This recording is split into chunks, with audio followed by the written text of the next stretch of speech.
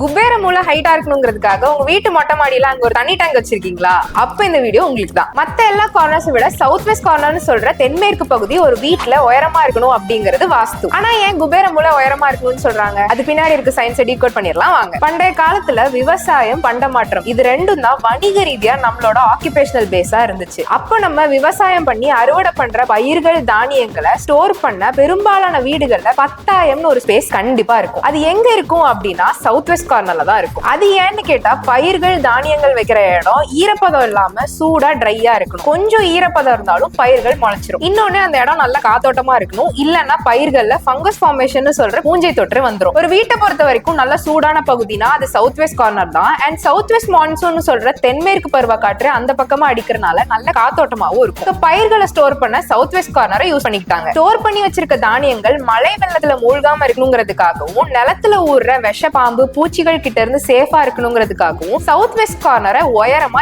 ஏத்தி கட்டி வச்சிருந்தாங்க. அது கம்ப்ளீட்லி அந்த கிரெயின்ஸோட சேஃப்டி பர்பஸ்க்காக மட்டும்தானே தவிர அதனால வேற எந்த யூஸும் கிடையாது. இப்ப சொல்லுங்க, பயிர்கள் எதுவும் ஸ்டோர் பண்றது கிடையாது. சவுத் வெஸ்ட் கார்னர்ல மாஸ்டர் பெட்ரூம் தான் வச்சிருக்கோம். ஆனாலும் அதை ஏத்தி கட்டுறனால நமக்கு என்ன வரப்போகுது? 4 மூட்டை சிமெண்ட் வேஸ்ட் ஆனதுதான் மிச்சம். What bro? It's very wrong bro. Follow for more science behind Vastu tips. Until next video, it's a Kutti Baba from Sashtika.